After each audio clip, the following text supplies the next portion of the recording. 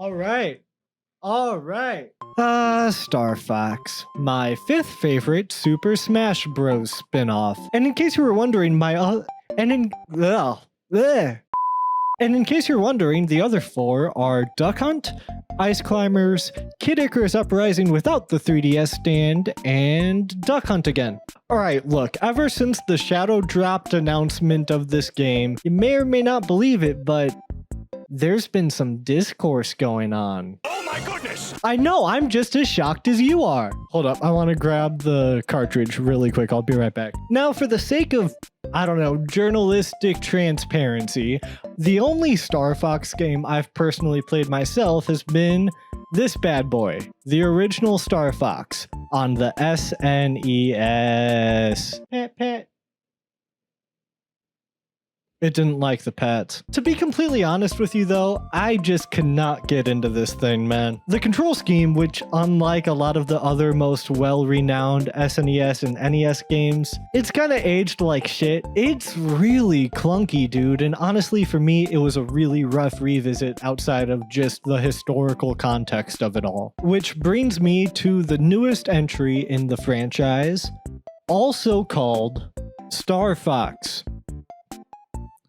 Just Star Fox. This new game is one in a line of Star Fox 64 remakes, which is already a remake of this bad boy over here. And look, me personally, I can't speak at all to the many issues people are taking with Nintendo right now for releasing yet another remake. I believe this is maybe the 5th one that they've done, to the point where it feels like Star Fox almost has no hope but to be in perpetual remake stages forever. So this video right here is not about that at all in any capacity, because truthfully, I just want to play this game but good, man. That's all I want, and I know I could do that, but I'm not gonna. So just a little bit before the game releases, as of the time of me recording this, I want to talk about the thing that I'm actually allowed to talk about. The things I can see with my eyes. I mean, I wear glasses, so I can barely see. The other major point of criticism that a lot of people seem to be holding with this new entry is the look of these characters. Listen, I think right now there's this major push against the idea of characters looking hyper-realistic in video games. And to be blunt, I think that that's perfectly normal and fine given the circumstances that we find ourselves in right now in the gaming industry as a whole. I mean, just look at that like awful DLSS 5 post that we got. Art from various video games, specifically and most notably Resident Evil 9, was stolen for this DLSS 5 promo post that showed off the feature to essentially, in real time, create an AI-generated version of what was actually supposed to be the look of the video game. On top of that, you have so many big tech executives right now in the gaming space that are looking to just amplify everything. 4K or 8K, whatever the fuck, with 10 gabillion frames per doo-doo millisecond poopy. What the fuck was that shit? And all that does for the people that play these games is make those games even more inaccessible, needing to buy more parts for PC gaming, and companies that make consoles having to push their console more and more into the realm of inaccessibility and inaffordability, because they too, just like PC gamers, have to keep up with whatever it is that big tech execs from big studios want to make their games look like. Things like ray tracing have become almost completely synonymous with the word expensive. Things like OLED screens and 4K television have become synonymous with, dog, I can barely afford a pizza. So naturally, the closer that you get to this very hyper-realistic, everything needs to look like real life style, the closer you get to just annoying people. At that point, every time that you see something like that, I can't blame anybody for getting pissed off, just because subliminally all that means for people is, wow, I can't afford to play that. Things become more corporate, more demonic feeling, and everybody hates it just based off of the fact that they can't do or watch or engage with the thing that they want to. Enter Nintendo. Nintendo consoles, especially ever since around the mid-2000s with the Wii, have really gained a reputation of being good enough, right? They have this very we'll live kind of ethos when it comes to things like graphics, processing power. You know the drill by now. What this has kind of led to is the other two big wigs in gaming, at least in the console market anyway, PlayStation and Xbox, kind of getting to a point where they're basically battling each other to see who can become the better PC. Meanwhile, with a company like Nintendo taking their focus away from that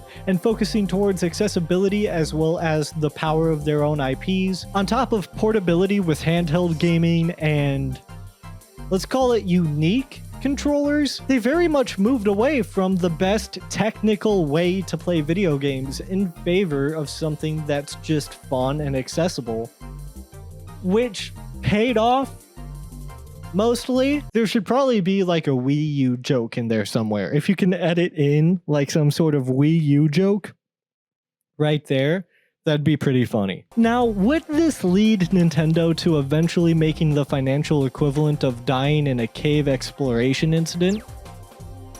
Yeah, but what it did after that landed them onto the Swiss Army knife of video game consoles, the Nintendo Switch. So when you're Nintendo and you're looking at following up a console that was the Swiss Army knife of consoles, something that could run pretty much every game you had ever made up until that point, as a means of being even more successful than that, you kind of just gotta upgrade specs anyway. In turn, that means that graphics and visuals and yada yada yada gets upgraded, and now this has to be a video about Star Fox. I think that it's honestly totally fair to think that the designs for Star Fox in this new entry suck. I mean, especially depending on the angles that you're looking at some of these characters from, they can look uncanny, creepy, or just downright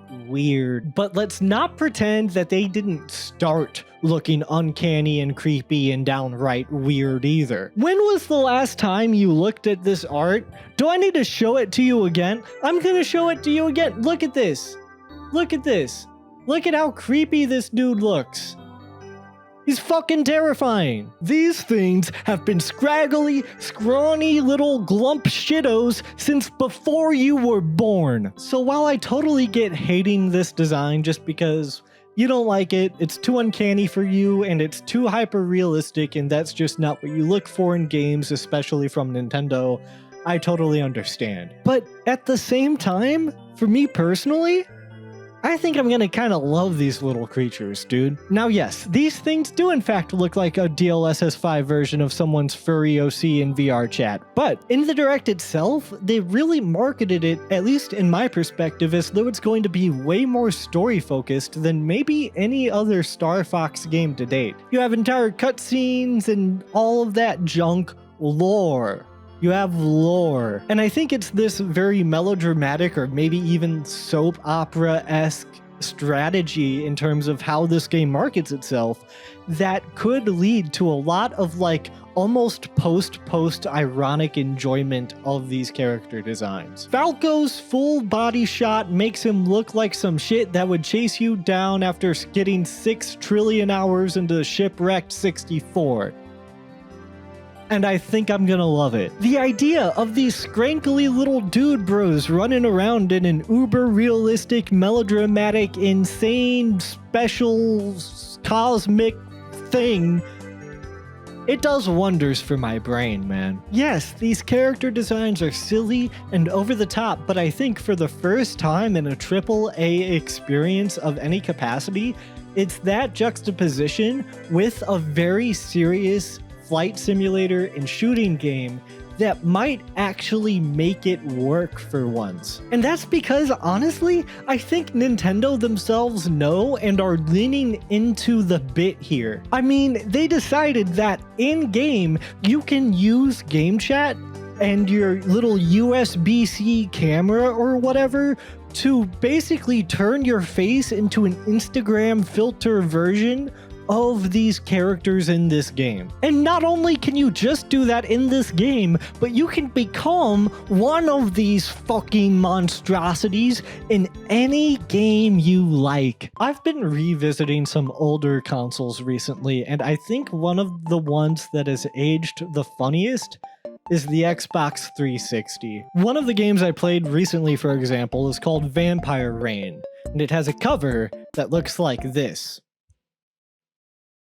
Yeah. I mean, so many consoles have had their own level of dog ass imposed on them in some capacity. I mean, look at the Xbox 360 like we just talked about with the piss filter, edgy nonsense. Or look at the N64 with its very early, very rudimentary stylization that's very clear to it, while still sucking. And while I think that this idea may be a harder pill to swallow now in today's day and age with the economic ramifications of it all, not to mention that on top of a lower return on investment in terms of upgrading graphics up the wazoo. I mean, video games take longer than ever to make and they're more expensive than ever to buy. I think Star Fox here has the ability to maybe become one of these games that we can kind of look back on in a bit of reverence, while also not using a bunch of AI and other bullshit to get us there. Or maybe I'm just fucking crazy. I don't know. I